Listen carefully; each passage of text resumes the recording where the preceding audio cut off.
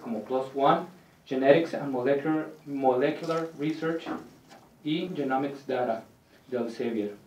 A continuación, cederemos la palabra a nuestro comentarista Rafael Villangulo para contextualizar el tema que hoy nos reúne, y después al autor de la obra para que nos comparta su experiencia y trayectoria. Les informamos que al término de la presentación habrá una sesión de preguntas y comentarios para quienes deseen expresar sus opiniones e inquietudes. Ahora cedo la palabra al comentarista Rafael Villangulo.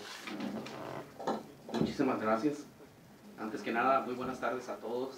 Muchísimas gracias por acompañarnos el día de hoy en la presentación de este libro titulado Algoritmos Bioinformáticos para la detección de variaciones estructurales en el genoma bovino. Quiero comenzar comentándoles que tengo de conocer al doctor Ricardo más de 10 años y he seguido muy de cerca su carrera profesional. He tenido la fortuna de trabajar junto con él y conozco pues toda su trayectoria. En cuanto a la obra, quiero contextualizarla y voy a explicarles o voy a platicarles un poquito de la historia de dónde viene todo esto de las variaciones estructurales. En el año 1990, los seres humanos nos unimos para emprender un proyecto que para algunos especialistas es el proyecto más ambicioso que ha emprendido el ser humano, que es descifrar el genoma completo humano, que tiene alrededor de 3.000 millones de valores o 3.000 millones de nucleótidos. Entonces es una cadenita enorme. Por supuesto, en el momento en que se inició este proyecto, la tecnología tenía ciertas limitaciones. Entonces, a la par tuvo que desarrollarse mucha tecnología y se tuvo que trabajar en un consorcio multinacional. 10 años, un poquito más de 10 años después, en 2001, se publica la primera secuencia del genoma completo, pero era apenas un borrador. 2 años más tarde, en el 2003, se publica la primera secuencia, la primera edición de estos 3.000 millones de valores, ya estable, o más o menos estable. Hasta la fecha, de hecho, se sigue depurando. Cuando se descifra un genoma, tarda más en depurarse y en dejarse listo que lo que tardó la secuenciación. Por supuesto, en cuanto se publicó la primera secuencia del genoma humano, inició una revolución por desarrollo de tecnología y para secuenciar otros genomas de las especies acompañantes, principalmente las especies mayores, de las cuales la principal o la más importante es el ganado bovino. Se emprendió en el 2004 la secuenciación del genoma bovino, que tiene alrededor de 2.8 mil millones de valores también. Es muy cercana a la del genoma humano. En el 2009 se publica la primera versión de este genoma bovino. Tiene una particularidad muy importante el genoma bovino. Por supuesto, el genoma humano, el objetivo principal para emprender este proyecto multimillonario, costó más de $1.000 millones secuenciarlo, el humano, fue junto con decenas de objetivos alrededor que impactara directamente en la salud humana. El bienestar y la salud humana fue la premisa principal, porque si descubrimos los genes que tienen que ver con las enfermedades, que tienen que ver con las características de adaptación y las que nos hacen más aptos y más fuertes, entonces estaríamos en la posición de poder ayudarnos a nosotros mismos a ser más saludables y a poder sobrevivir mejor.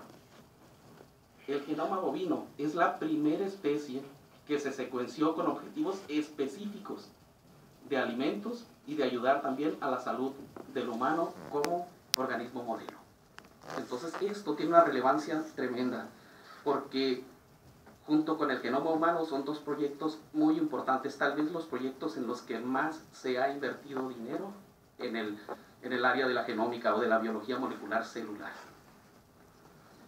Ok, por supuesto, ¿por qué variaciones estructurales? Cuando comparamos los genomas de diferentes individuos en una especie, diferentes humanos o diferentes vaquitas, en el caso del ganado bovino, nos damos cuenta que más del 99 o alrededor del 99.8% del genoma somos idénticos. Y entre 0.02% y 1% dependiendo de las especies, tenemos diferencias, tenemos pequeñas variaciones. Y el 0.02%, por ejemplo, significa miles y miles de regiones, porque tenemos alrededor de 3.000 millones de valores en los humanos, ¿no? Por ejemplo. Entonces, estas variaciones estructurales son muy importantes. ¿Por qué? Porque definen las diferencias que nosotros tenemos en susceptibilidad a enfermedades, características de adaptación, en el caso de ganado bovino, características de producción, características de salud, susceptibilidad a enfermedades. Entonces, el secuenciar el genoma como tal es el primer paso. El segundo paso inminente es encontrar todas esas diferencias y todas esas variaciones estructurales. De ese orden es la importancia de este trabajo. Ricardo, por supuesto, emprendió el trabajar en esta área, desarrollando, primero caracterizando los algoritmos actuales y luego desarrollando algoritmos bioinformáticos para hacer caracterización y estudiar estas variaciones estructurales. Y como lo podrán ver en su obra cuando la revisen, es extraordinario los resultados que Ricardo ha encontrado. El libro pone él aquí algunos capítulos.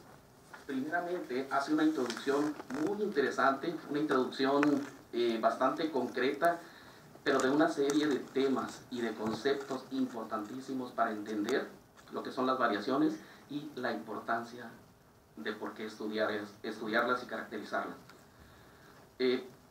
Deja muy claro en la introducción, que es un mensaje que a mí me quedó muy claro, que las variaciones estructurales son el motor de la evolución. Entonces es lo primero que debemos caracterizar una vez que tenemos la secuencia.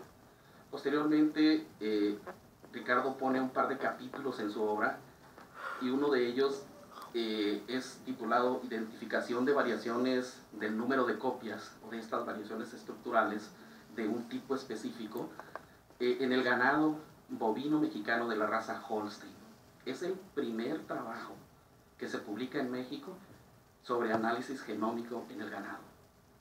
Ahora, algo muy interesante, Ricardo hizo una comparación con resultados de ganado Holstein y de otras razas que se han descubierto en el mundo y encontró mucha similitud. Sin embargo, hay un resultado muy relevante que lo van a poder analizar ustedes en el libro.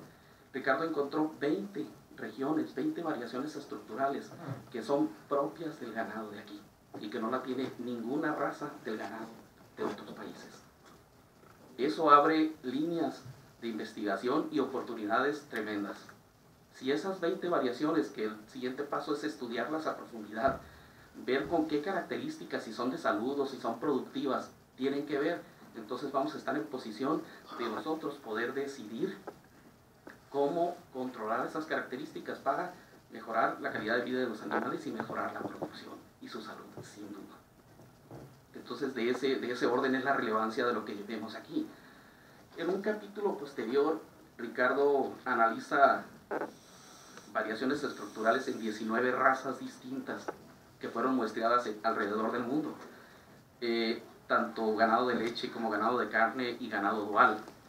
Algo muy interesante y de hecho trascendental es que Ricardo fue más allá y no solamente aplicó los algoritmos ya existentes, sino que propone un nuevo método para detectar variaciones estructurales basado en las asociaciones de los valores que tiene una población en ciertas posiciones, en estas pequeñas variantes.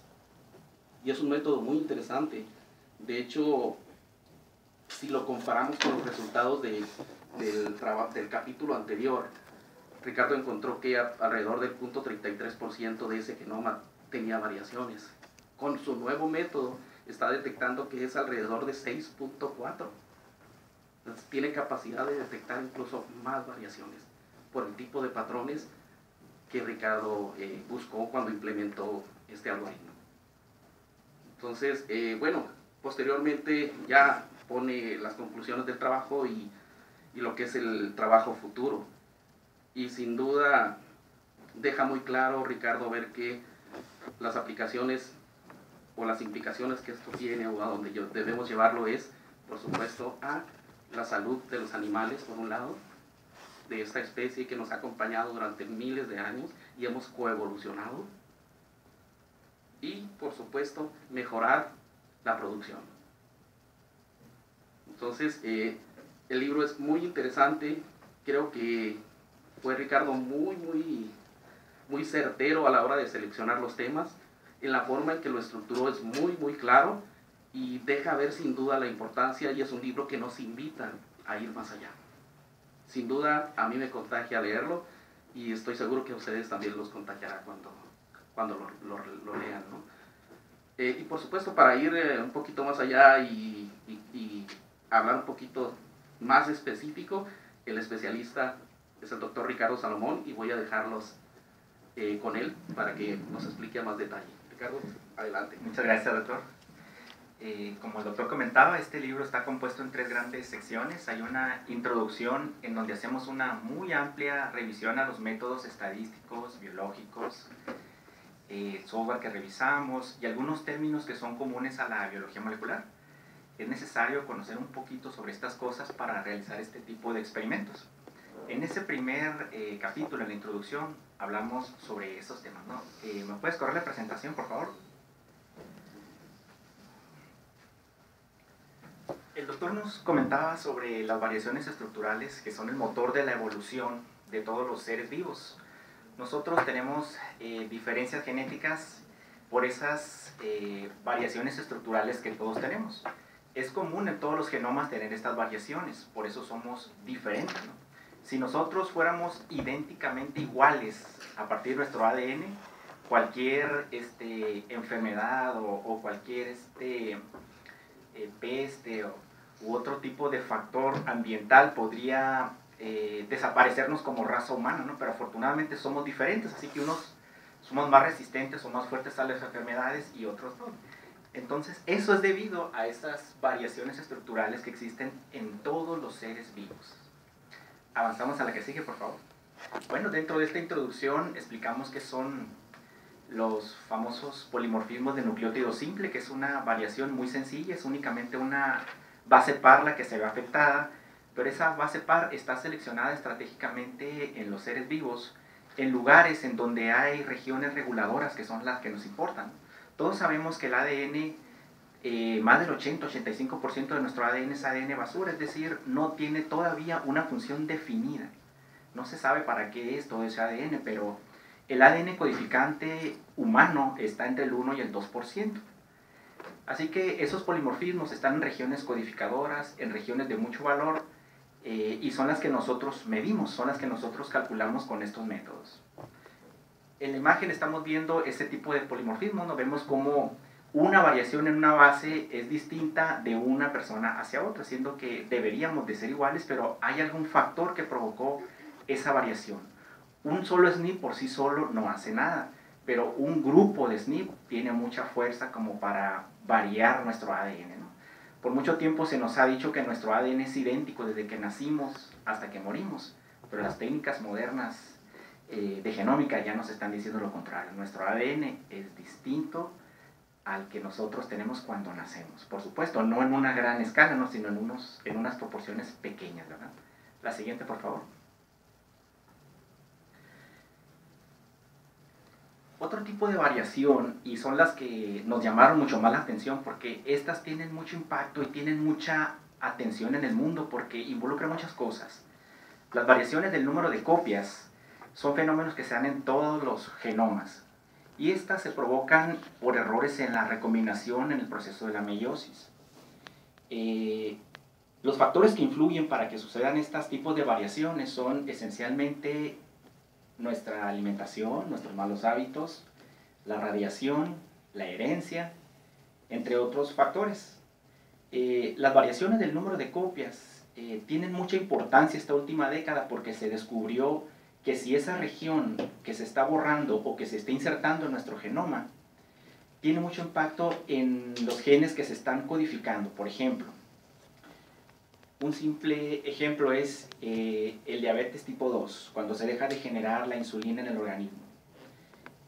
Las NBs que tienen que ver con los genes que provocan la producción de insulina están borrados en el ADN de esas personas. Es decir, esas personas que tienen ese tipo de diabetes no tienen esa región de ADN que esté codificando la proteína de la insulina. Esa es una variación del número de copias. Otro ejemplo es en las enfermedades como por ejemplo el Alzheimer. Otros rasgos físicos en este tipo de enfermedades son los pies planos. Otra característica de esas CNVs son las personas que sufren de cáncer, especialmente las personas que sufren cáncer. Es muy común la combinación de estas variaciones. En el cáncer de colon ya está muy identificado cuál es la secuencia, o más bien de grupos de variaciones del número de copias que provocan el cáncer de colon. El resto de los cánceres es muy variante, todavía no se tiene muy definidas las combinaciones, pero al menos el de colon ya está identificado y el cáncer proviene por esto, ¿no? Porque se da este fenómeno. Adelante, por favor. Ahora, la biotecnología que existe actualmente para que nosotros podamos hacer estos tipos de estudios nos ofrecen varias bondades, como estos tipos de instrumentos. Los microarreglos de SNPs nos ofrecen una gran diversidad para poder nosotros evaluar los genomas de seres vivos, principalmente en los de importancia, ¿no? Como son los humanos, nosotros como humanos, y los animales que son de gran importancia económica para nosotros, como los bovinos. En este caso, nosotros nos enfocamos a los bovinos. Estos microarreglos tienen distintas densidades y distintas características. Nosotros utilizamos los microarreglos de SNPs, que tienen diversas densidades, y lo utilizamos en dos estudios. Uno, utilizamos animales de la región, y dos, utilizamos animales de distintas razas alrededor del mundo. Estos microarreglos varían dependiendo, su costo varía dependiendo de la densidad, ¿no? Nosotros tuvimos la fortuna de trabajar con los microarreglos de mayor alta densidad del mundo y con las dos compañías más importantes del mundo que diseñan este tipo de instrumentos. La siguiente, por favor. Le das un clic al video, es una pequeña animación de cómo funciona. Lo que estamos viendo ahorita es un microarreglo. Vemos que tienen micropozos. Esos pocitos es un arreglo de matrices que en su interior tienen unas pequeñas hebras o pequeñas secuencias de ADN que hacen una hibridación o que hacen una coincidencia con las secuencias de ADN que nosotros insertamos. El microarreglo, al identificar su parte complementaria con métodos computacionales, se identifica que existe una coincidencia, por lo tanto ahí nosotros estamos identificando un SNP o un valor. Métodos computacionales nos regresan una señal de intensidad o un número que está relacionado a la base par que estamos identificando en ese lugar, ¿no? Así que cuando no se identifican o cuando no hay una coincidencia en esos lugares, cuando no existe el match, entonces tenemos un valor negativo, tenemos una ausencia de un valor en esa posición. Y esa ausencia es debido a muchos factores, ¿no? Esas ausencias, no existe ningún riesgo a la salud si están en regiones no codificantes en el genoma, pero cuando existen esos borrados o esas ausencias en regiones codificadoras, sobre todo las que nos protegen a la salud o nos hacen resistentes a la salud, ahí sí ya empezamos a tener problemas, ¿no? Como los casos de la diabetes, del SIDA y del cáncer, ¿no? Existen distintos tipos, hay para identificar proteínas, para trabajar con tejido, para identificar ARN. Nosotros utilizamos los microarreglos para identificar polimorfismos de nucleótidos simples, es decir, una sola base par que tiene un valor importante en ciertas posiciones del genoma bovino. Existen distintos tipos, comentábamos, ¿no? Ahorita vimos el de proteínas, ahorita está corriendo la imagen el de hibridación del genoma completo. Estas biotecnologías varían de acuerdo al propósito. Si queremos identificar expresión de genes, si queremos identificar variaciones de SNPs para hacer otros estudios, hay una gran variedad para todos los investigadores, ¿no? Y repito, nosotros utilizamos los microarreglos de SNPs. En la imagen, bueno, estamos viendo las aplicaciones, algunas aplicaciones de estos microarreglos, de la información que nos proporcionan estos microarreglos.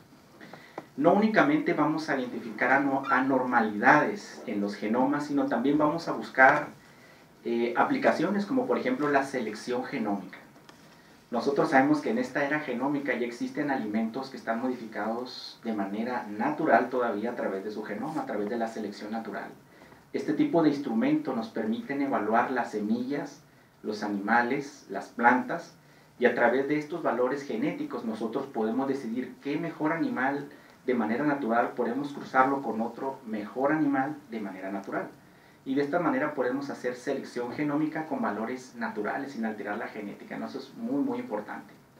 Otra aplicación de este tipo de microarreglos es la futura predicción de posibles enfermedades. Por ejemplo, si nuestros ancestros padecieron de cáncer o eran propensos a la diabetes, una prueba con estos microarreglos nos puede predecir si a la vuelta de 5 o 10 años nosotros podríamos tener el riesgo alto de adquirir ese tipo de enfermedades, ¿no?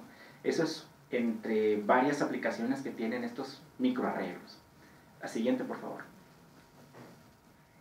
El proceso para trabajar estos microarreglos es muy simple, ¿no? Obtenemos una muestra de ADN, esa muestra de ADN se purifica, se inyecta en el microarreglo, después pasa un proceso computacional en donde se obtienen los valores genómicos o los valores estratégicos que queremos analizar, y al final obtenemos lo que se conoce como los datos crudos.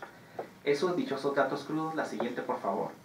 Después de un proceso bioinformático en donde a través de algún lenguaje de programación enfocado a la genética o genómica, nosotros hacemos una selección de los valores que queremos analizar y queremos filtrar la información. Bueno, hay que utilizar varios filtros para este tipo de datos. Hasta aquí hacemos una introducción, empezamos con el primer capítulo en donde empezamos a trabajar con la genética de animales de Baja California, ¿no? Avanzamos, por favor. ¿Qué fue lo que utilizamos para hacer este estudio en este primer capítulo del libro? Tomamos muestra de 12 animales del Instituto de Investigaciones en Ciencias Veterinarias, tomamos 12 muestras, utilizamos un microarreglo con 218,000 SNPs, que es una cantidad muy buena, muy aceptable. Son muy pocos los estudios que han utilizado estos microarreglos. Hemos tenido la fortuna de ser los primeros mexicanos en trabajar este tipo de biotecnología. De estos microarreglos, nosotros no trabajamos los valores genómicos, no trabajamos los genotipos, trabajamos la señal de intensidad. Esta señal de intensidad proviene de leer cada pocito que vimos. Cuando un rayo láser lee el valor genético que está en ese punto, me regresa un número. Ese número representa la ausencia o la presencia de los valores que estamos buscando. Ese mismo valor puede ser muy pequeñito o puede ser muy alto. Eso tiene una traducción. Si el valor es muy pequeño, probablemente esa zona se borró. Y si el valor es muy alto, posiblemente se duplicó, triplicó o cuadruplicó esa región. Esa es una CNV, ¿no? Es una variación del número de copias. Esto quiere decir que se triplicó, duplicó o posiblemente se borró. También es necesario trabajar con software bioinformático. Hay mucho tipo de software para trabajar este tipo de señales. Dos que están muy identificados es un software que se llama PenCNV y otro que se llama QuantiSLEEP. Necesitan matrices de entrada y datos previamente procesados para hacer este análisis. Y mediante procesos internos en métodos estadísticos como los modelos ocultos de Markov, empezar a trabajar por etapas, me empieza a imputar valores. Cuando tengo al menos 3 valores de una región mayor a 1 kilobase, ya es considerada una variación del número de copias. Nosotros, o ese software me propone si existe un borrado o si hubo una inserción. Eso es in silico, son valores o son números que estamos trabajando, ¿no? Pero esos números, cuando los traducimos o buscamos a qué está relacionado, ahí viene lo interesante. Cuando son variaciones del tipo de inserciones, no nos afecta en nada, no, al contrario, estamos teniendo una expresión adicional de nuestros genes o de proteínas.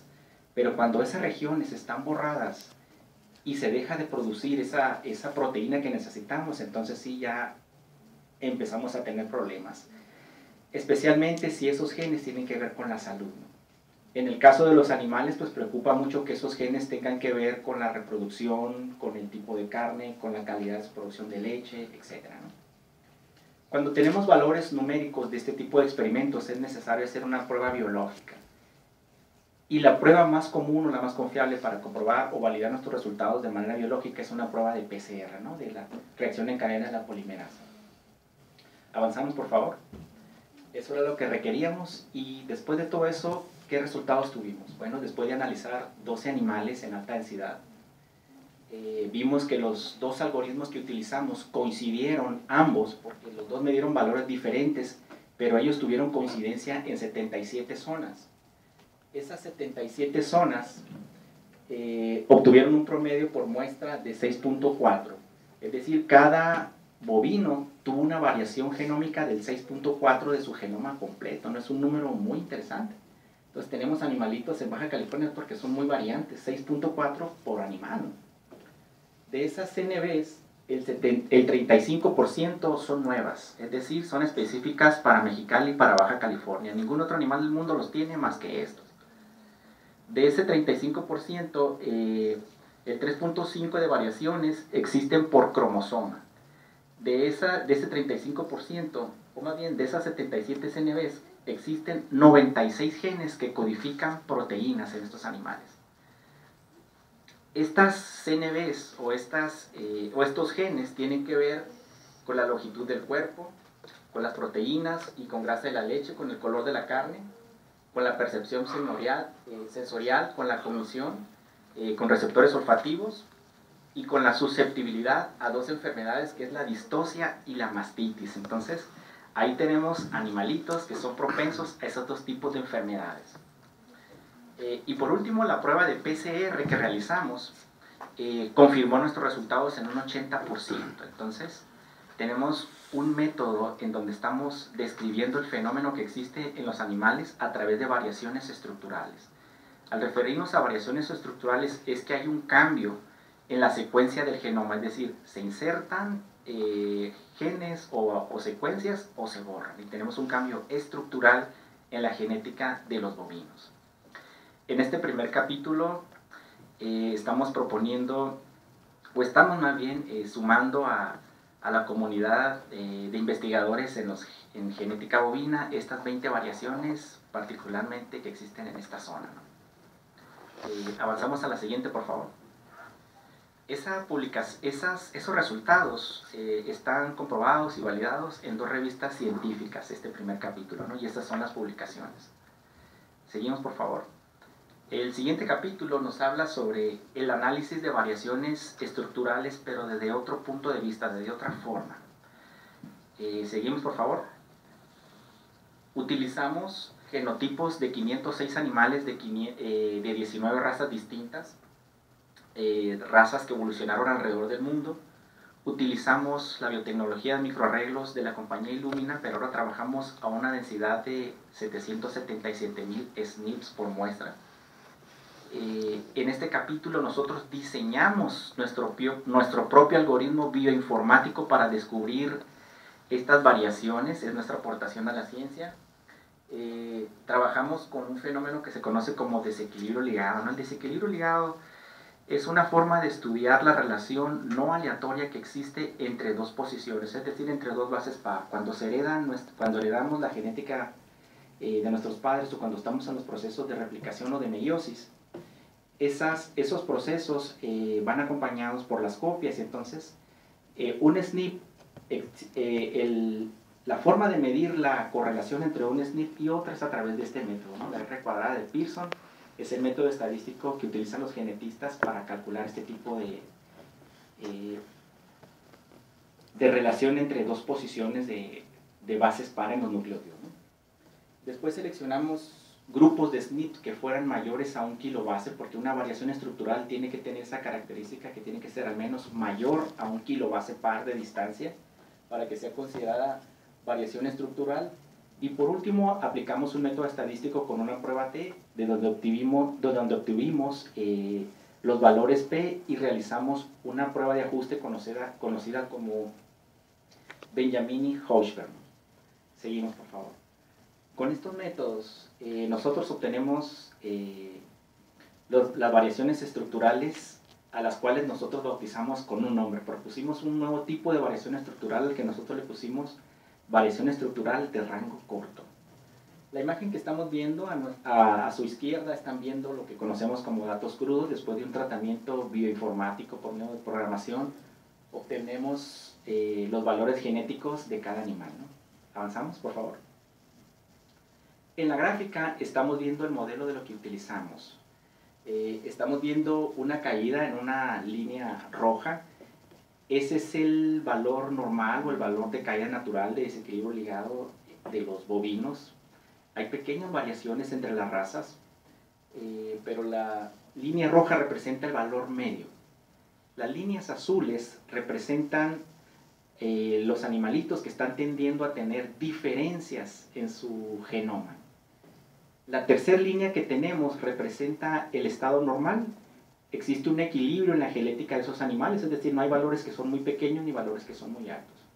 Así que esas no son variaciones estructurales, pero las primeras dos líneas con valores que son muy superiores al valor promedio, que son, o que están muy por debajo del valor promedio, nosotros las pusimos como variación estructural. Y estamos proponiendo que esas variaciones van a tener un efecto genético. Por ejemplo, las variaciones que están tendiendo a los valores cercanos a cero están fijando la genética, están haciendo que la genética se establezca. Eso nos está indicando que esos animalitos están tendiendo a tener una genética fija, es decir, no va a haber variabilidad. Pasa todo lo contrario con los animalitos que tienen valores muy altos. Tenemos que la R cuadrada está en equilibrio y que tenemos diversidad. Avanzamos, por favor. Bueno, ¿qué obtuvimos con todos estos métodos? El algoritmo identificó 9.146 variaciones que representan el 6.4 del genoma bovino. Esto involucra 3.109 genes. Aquí tenemos bastante información. Los grupos europeos fueron los grupos de animalitos que tuvieron la mayor cantidad de variaciones, que varió entre 600 y 1.400 entre las distintas razas. Los grupos índicos, africanos y los compuestos tuvieron el menor número de variaciones, que fueron menores a 300. Eso como investigadores nos dice mucho, porque los grupos europeos son los que están destinados al consumo humano por la leche o por la carne, ¿no? Entonces, ese tipo de razas están siendo muy presionadas genéticamente para mejorarlas, entonces están variando bastante, ¿no? En contraparte, los animalitos de doble propósito que se utilizan para el arado, para leche o para carne, esos tienen la genética más estable, ¿no? De acuerdo a los resultados que estamos obteniendo. Una prueba estadística, un método estadístico conocido como análisis de componentes principales, vino a confirmar nuestros resultados. Al hacer este examen, la genética de los animales se empezó a agrupar por las regiones donde evolucionaron. Por último, tuvimos una coincidencia del 78% con otros estudios que reportaron variaciones del número de copias. Esto fue lo que más nos llamó la atención, ¿no? Que este método, de una manera distinta, puede o es capaz de capturar la información de variaciones del número de copias. Eso fue muy, muy interesante. Este nuevo método de agrupación nos permitió encontrar la diferenciación entre estos grupos. Por último, nosotros estamos proponiendo, como decíamos hace un momento, un nuevo concepto que llamamos variación estructural de rango corto. Seguimos, por favor. Aquí tenemos una gráfica sobre el agrupamiento que tuvimos y en colores tuvimos las distintas razas por región en las cuales evolucionaron: europeas, británicas, africanos, animalitos provenientes de la India, que se conoce como Indicus, y este resultado viene a comprobar todo el análisis estadístico que hicimos. Avanzamos, por favor. Estos resultados de este capítulo nosotros los publicamos en esta revista. Seguimos, por favor.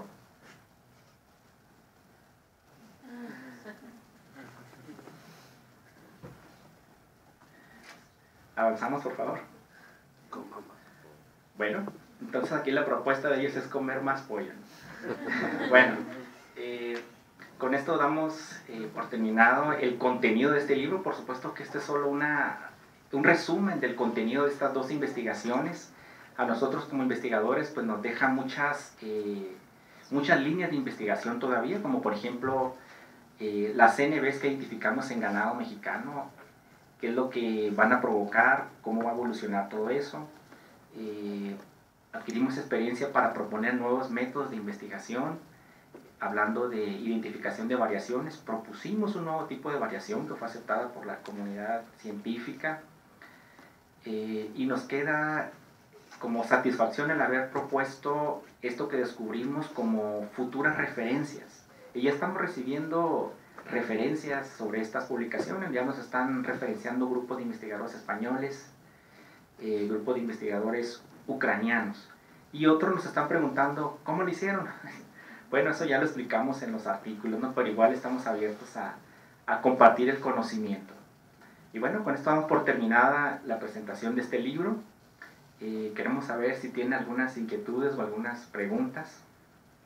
Los muchachos que vienen de mi clase les voy a preguntar, los que vienen de bioingeniería. De hecho, algún comentario, más allá de preguntas, si alguien tiene alguna inquietud, un comentario. Estos temas son fascinantes y son temas relativamente nuevos que causan mucho interés y que están abiertos para mucha investigación y hay mucho futuro. Una de las líneas más fuertes en las cuales se va a desarrollar y de las cuales va a depender la salud y la evolución, no nada más del humano, sino de todas las especies, es esta genómica y es este tipo de análisis. Entonces, hay mucho trabajo por hacer. Entonces, estoy seguro que por ahí debe haber comentarios. Adelante. Yo mi inquietud o duda es, ¿qué proyecto futuro se tiene pensado a corto plazo realizar con las vacas? O sea, bueno, ahorita dicen que están abiertos pues por los europeos que se empiezan a contactar, pero así aquí a nivel local, ¿qué proyecto es lo que se tiene pensado? Bueno, lo interesante ahorita es que ya aprendimos a trabajar esto. No sabíamos cuando recién empezamos con qué se come todo esto, Dios mío. Pero ya tuvimos experiencia en hacerlo, ¿no? E hicimos un trabajo inicial con un tamaño de la muestra muy pequeño, ¿no? Trabajamos con 12 animalitos, pero eso fue suficiente para dejar las bases para lo que viene. Y por supuesto que estamos abiertos a aumentar ese tamaño, esa cantidad de muestras para realizar un trabajo de mayor magnitud, pero ya no nada más a nivel regional, sino a nivel nacional, que ese sería el gran reto, ¿no? Definir la estructura de la genética del ganado ovino mexicano a nivel república sería muy interesante, sería lo que sigue para nosotros. Ya aprendimos cómo hacerla, ya sabemos cómo hacerle, ahora lo que sigue, ¿no? Extendernos a todo el país. De hecho, en este momento se están ya elaborando o se están corriendo varios proyectos relacionados con esto.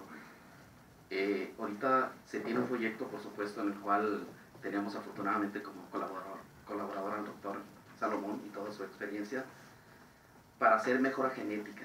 El año antepasado muestreamos alrededor de 150 animalitos en todo el estado, que es animalitos de carne y animalitos de leche. Y hicimos la genotipificación. La intención es hacer, como lo comentaba Ricardo, selección genómica, inspeccionar estos genomas, ver cómo la genética de cada uno de estos animalitos está influyendo dadas las condiciones en las que se está desarrollando. Esto es el manejo, el medio ambiente, la salud, cómo está influyendo esta genética para la producción específica que está generando en leche, en carne y en todas las características económicas que nos interesan o que les interesan a los productores.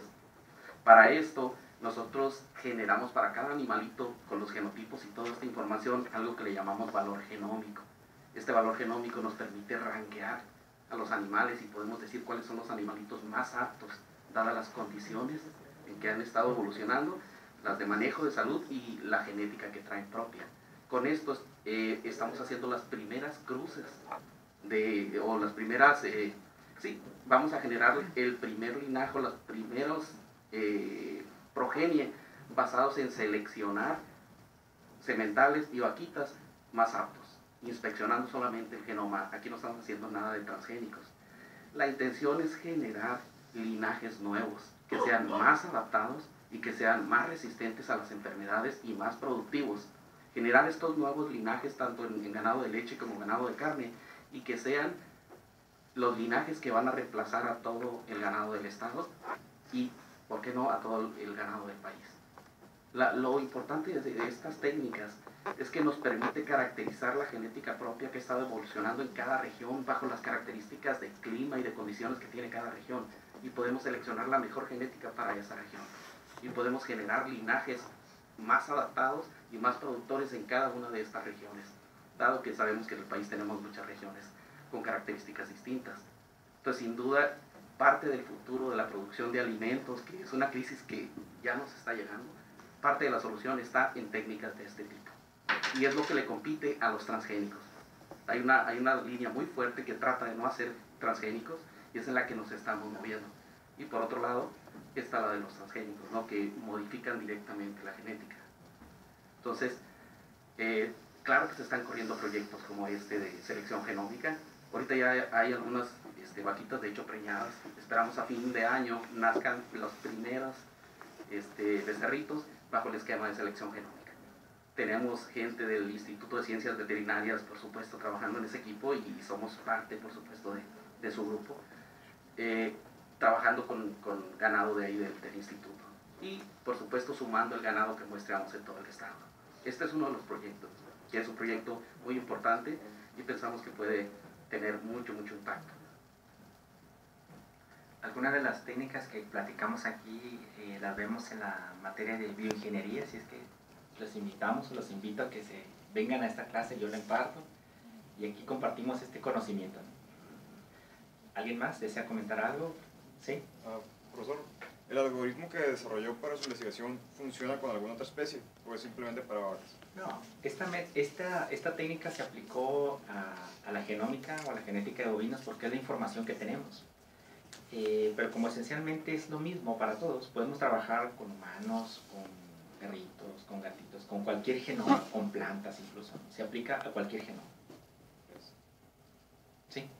¿Qué fue lo que determinó la toma de decisión de no hacer nuevas especies o de manera transgénica con el nuevo genoma que están codificando aquí, que nada más tiene el ganado bovino?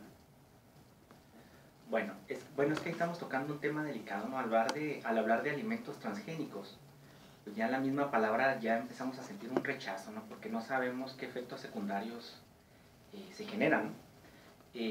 Este tipo de técnicas en la selección genómica es la competencia de ser doctor ese tipo de técnica, porque acá nosotros vamos a trabajar la genética de manera natural, no la vamos a alterar. Simplemente vamos a seleccionar lo mejor de lo mejor, genómicamente hablando, para cruzarlo contra lo mejor de lo mejor, genómicamente hablando. Y todo lo que es transgénico es seleccionado de manera artificial y es alterado, ¿no? Entonces tenemos dos caras de la moneda, entonces nosotros decidimos jugar por la otra, porque los resultados que vamos a tener a través de la selección, como por ejemplo con la nueva genética que se obtendrá con estos animalitos, tendremos la certeza de que no va a haber ningún efecto secundario en los consumidores, ¿no? Esencialmente es por eso, ¿no? Y sumando un poquito a lo que dice el doctor Ricardo, sin duda hay un aspecto legal. Los transgénicos no están permitidos todavía para consumo humano. Para consumo animal algunos, pero para consumo humano no. Entonces, el experimentar y el tratar de generar alimentos o aumentar la producción de alimentos, lo más correcto legal y éticamente en este momento es hacerlo sin transgénicos. Aunque sabemos que la misma necesidad por la demanda de alimentos que está creciendo muy grande, pone en controversia y en duda si se aceptan o no. Esto, ¿qué va a suceder? No lo sabemos, pero está fuerte la presión para que sean aceptados para consumo humano. Entonces hay una competencia tremenda. Por eso hay necesidad también de muchos científicos, de mucha gente que trabaje en mejorar estas técnicas, en adaptarlas, en trabajar y en producir alimentos sin necesidad de transgénicos para poder atacar y evitar estos efectos secundarios que no sabemos todavía, porque son algunos a mediano y a largo plazo de los organismos transgénicos. De esos organismos transgénicos hay algunos casos reportados. Por ejemplo, seguramente ustedes se enteraron hace algunos 3 meses por ahí en Yucatán. Empezaron a sembrar soya transgénica y los avicultores empezaron a darse cuenta que sus abejitas estaban empezando a morir. Y eso es porque estaban tocando el polen de la soya transgénica. Entonces no sabemos qué tanto se modificó en el genoma de la soya, que se empezaron a morir.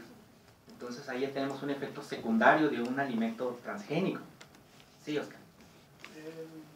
En el caso de la muestra que ustedes están haciendo para la selección y comentan que ya tienen cruces con el genoma selectivo que ya hicieron, esperan el resultado, o ya tienen algún resultado que hayan podido probar, que el ganado resultante de esa cruce está con la misma calidad o mejor de los dos que seleccionaron.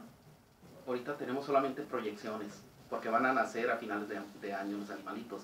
Ahora, algo que tiene esta tecnología, el hacer selección genómica, es que la mejora es gradual. Y se va viendo de manera global, generación tras generación, y la mejora es muy gradual. Entonces, para tener ya animalitos óptimos, adaptados, necesitan pasar varias generaciones. No es una técnica que nos dé resultados de manera inmediata. Ahora, ¿por qué apostarle a una técnica que nos promete a mediano o a largo plazo? Es lo que están haciendo todos los países desarrollados. Se tienen que generar planes a mediano y a largo plazo. No podemos vivir al día. Entonces, esto lo adoptaron ya todos los países desarrollados. Y desde 2009 ya tienen caracterizados todo su ganado, ya están haciendo mejoras y ya reportan ellos que de 2009 a 2016 ya ven mejoras muy sustanciales y la técnica funciona. Entonces, si no le entramos nosotros en este momento, que es cuando podemos, más adelante vamos a ser totalmente dependientes de otros países. Ese es el detalle. Un ejemplo de estos ejercicios de selección genómica es la vaca belga. Seguramente han visto imágenes en internet de unos bovinos que son muy musculosos y que pesan muchísimo. A simple vista las vemos y decimos, ¿qué monstruo es eso? No, pero ese es un proceso de selección de varios cientos de años, en donde a ese animal no se le ha modificado absolutamente ningún gen, todo es completamente selección natural. Esos animales pues producen muchísima carne, ¿no? Y no es dañina para la salud. Los invito a que busquen la vaca belga en Google y van a ver los animales, qué impresionantes son, ¿no?